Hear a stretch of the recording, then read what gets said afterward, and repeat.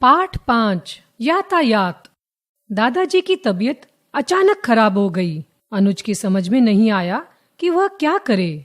माँ बोली, बेटा जल्दी से टैक्सी बुला लो, दादाजी को जल्दी से अस्पताल ले जाना है। वे लोग 20 मिनट में अस्पताल पहुँच गए। जांच करने के बाद डॉक्टर बोले, अब घबराने की कोई बात नहीं है, मैंने इंजेक्शन दे दिया है, ये दवाएं 2 दिन दीजिए। हाँ, अच्छा किया आप इन्हें जल्दी ले आए, देर हो जाती तो इन्हें बचाना मुश्किल था। अनुराधा का विवाह कनाडा के निवासी अनुराग से हुआ था। विवाह के बाद वह कनाडा चली गई थी। फिर खुशखबरी मिली कि माँ जी आप नानी बन गई हैं। मैं अकेले स्थिति को नहीं संभाल पा रहा, आप कल ही पहुँच जाइए। किस्मत से उसी दिन का टिकट मिल गया और अनुराधा की माँ हवाई जहाज से मुंबई से कनाडा पहुँच गई। यातायात के साधन हमारे लिए बहुत आवश्यक हैं।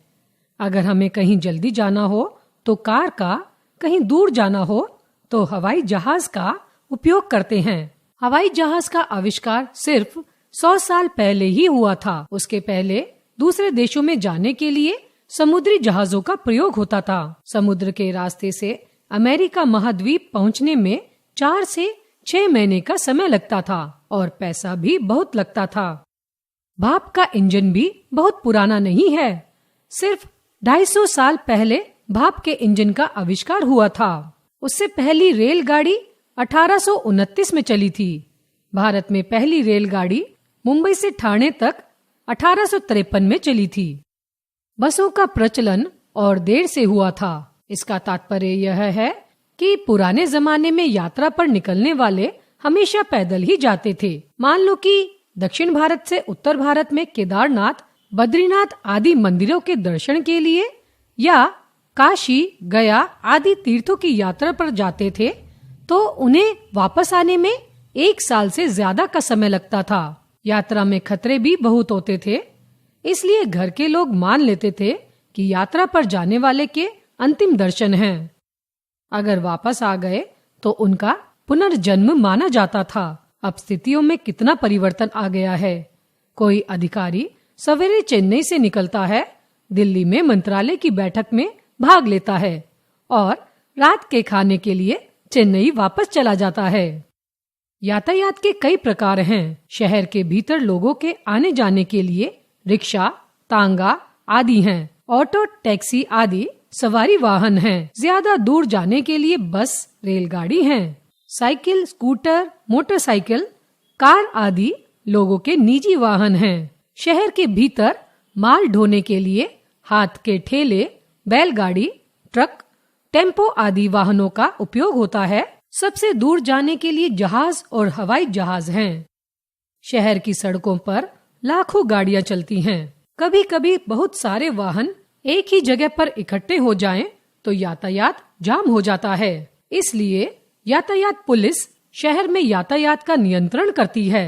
जाम लगने से कारों, बसों के इंजन का धुआं चारों ओर फैलता है। इससे वायु प्रदूषण भी होता है और लोगों को सांस की बीमारियां हो जाती हैं। इसलिए आवश्यक है कि पेट्रोल और डीजल की गाड़ियों के स्थान पर अन्य विकल्प ढूंढे जाएं। इस तरह के कुछ विकल्प हैं: बस, कार, टैक्सी की जगह बिजली से चलने वाली मेट्रो या लोकल ट्रेनों की व्यवस्था करना, बैटरी से चलने वाली कारों और टैक्सियों का विकास करना, जहां तक हो सके भीड़ वाले इलाकों में कार या टैक्सी की जगह साइकिल, रिक्शे का उपयोग करना। जहां रोज गाड़ी से जाना होता है वहां 3-4 लोगों का मिलकर जाना, यह पूलिंग कहलाता है। अगर लोग इन सुझावों का अनुपालन करें तो भारी यातायात से होने वाले दुष्प्रभावों से बच सकते हैं। देश में कई लोग रिश्तेदारों के घर शादी या त्योहार में जाते हैं। इन यात्राओं के लिए भी यातायात के साधन चाहिए। बाहर जाने को यात्रा कहा जाता है, फिर भी कुछ विशेष प्रयोजनों की यात्रा के लिए अलग अलग नाम भी हैं। पुराने जमाने से लेकर आज तक लोग देश के धामों में ईश्वर दर्शन के लिए या तीर्थों में स्नान आदि के लिए जाते हैं। इसे देशाटन या तीर्थाटन कहा जाता है। सभी धर्मों के लोग अपने अपने धार्मिक स्थलों में तीर्थाटन के लिए जाते हैं। आधुनिक युग में घर के लोग देश विदेश घूमने के लिए जाते हैं। भारत में गर्म प्रदेशों में रहने वाले लोग गर्मियों में गर्मी से बचने के लिए नैनीताल, दार्जिलिंग, ऊटी, शिमला आदि पहाड़ी स्थलों में जाते हैं। प्रकृति से प्रेम करने वाले जंगल तथा जंगली जानवरों को देखने के लिए जिम कॉर्बेट, रेगिस्तान देखने के लिए जैसलमेर, समुद्र देखने के लिए कन्याकुमारी और अजंता व एलोरा की गुफाएं देखने औरंगाबाद आदि शहरों में जाते हैं। इन सबको पर्यटन कहा जाता है। कहीं कोई खास चीज मिलती है, कहीं कोई चीज ज्यादा मात्रा में पैदा होती है। इन्हें दूसरे देशों में बिक्री के लिए भेजा जाता है। किसी देश में अनाज की कमी हो, वहाँ दूसरे देशों से अनाज आता है। इस तरह व्यापार लोगों की आवश्यकताओं की पूर्ति करता है। यातायात का यह प्रकार आयात निर्यात कहलाता है।